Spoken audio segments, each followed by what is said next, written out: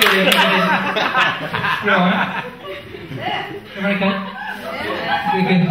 I was having a very philosophical conversation with my uncle Jack, the other day. We were talking about phobias, and he gave me some great advice. He said, you know, if you're agoraphobic, go and stand in a huge big park. If you're cyanophobic, which is the fear of dogs, I don't know, perhaps take a job for dog walking. If you're quite shy, why don't you just get your cock out in a big public space? At which time actually visiting hours actually finished. He'd been locked up, unfortunately, for shagging his next door neighbour's dog. It's up in common. I'm actually I'm actually it's called a sociophobe. So I'm really shy. I'm actually massively shy. It's different to a sociopath because they tend to kill people. Sociophobes just tend to kill conversations. I hear you say, Rob, why are you so shy? You've got a big shoulder. You're 6'2". You've been arrested a number of times for what have we been arrested for? Oh yeah, for indecent exposure even. Which of course I've never been convicted of. The Labrador never pressed charges. He seemed to enjoy it. Hold on. So everyone knows what it's like to be shy. You're growing up. You're 4 years old. There's been experiences. The first time you would buy a bus ticket by yourself, perhaps. First time you put your hand up in class to say, "Excuse me, sir." Or the first time you buy Viagra. I don't know. Anyway, so everyone knows what it's like. But me, it's painfully shy. At school, you're up in front of you're perhaps in the school canteen. You've got these lovely, dumpy, gorgeous dinner ladies walking around. You know, really looking after you. You've fallen over.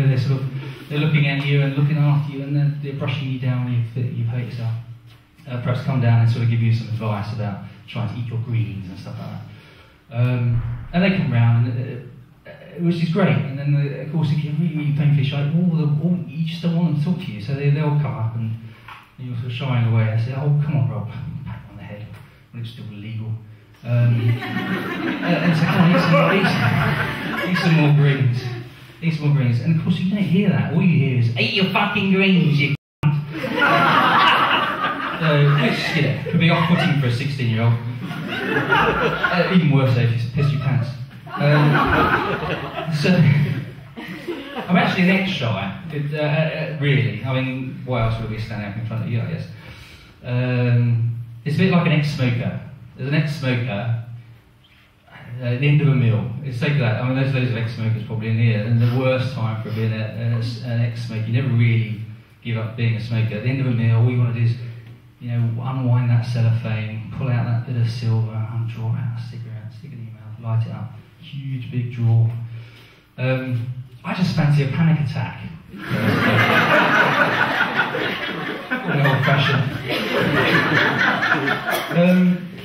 But it's not about scared. Not being about scared at all. I've jumped out of aeroplanes, run with the balls with in Paloma. I've scored crack off of George Michael,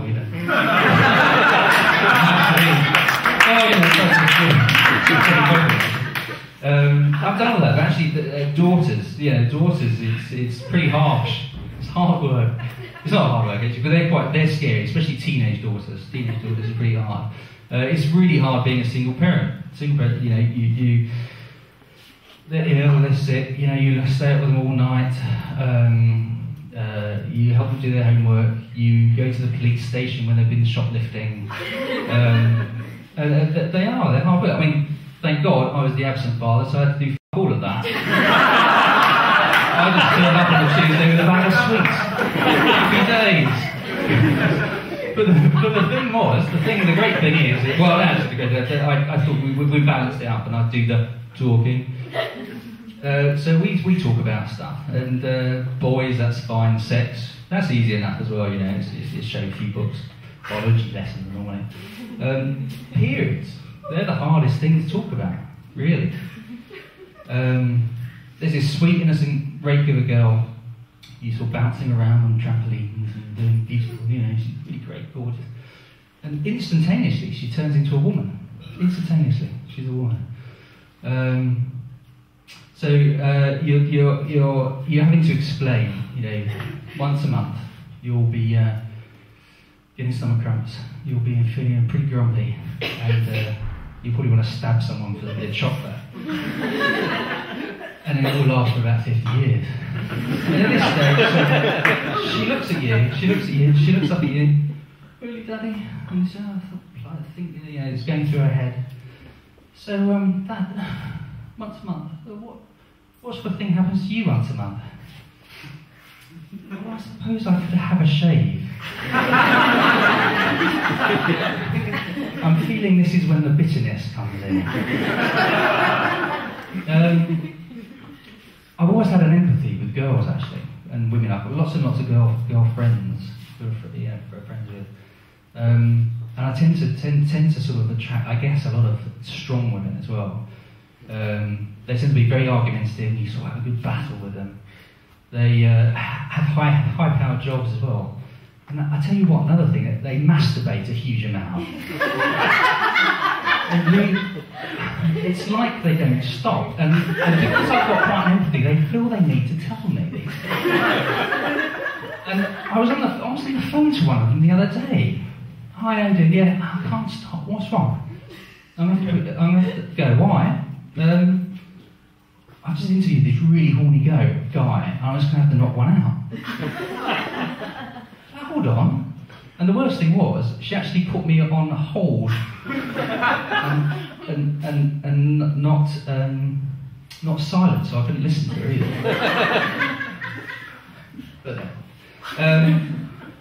But girls have always been quite a big problem as well. I mean, I've never actually chatted a girl up in my life across a bar.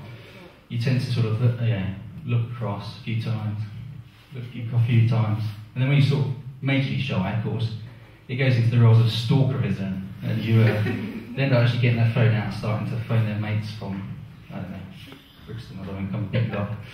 But when you actually find it, you go out on a first date with them, which is great. And it's the dates are sort of busy. When's the best time to sort of sleep with a girl? Is it the first date? Is it a bit eager? Second date, third date, fourth date, fifth date. I mean, like most blokes, you're at a meal, you could probably shag her on the table between the first course and the main course. Which of course, if you go to a Gordon Ramsay restaurant that does a 9-course taster meal, it can be quite troublesome and energetic. Anyway, my name's been Rob Chandler, or is Rob Chandler.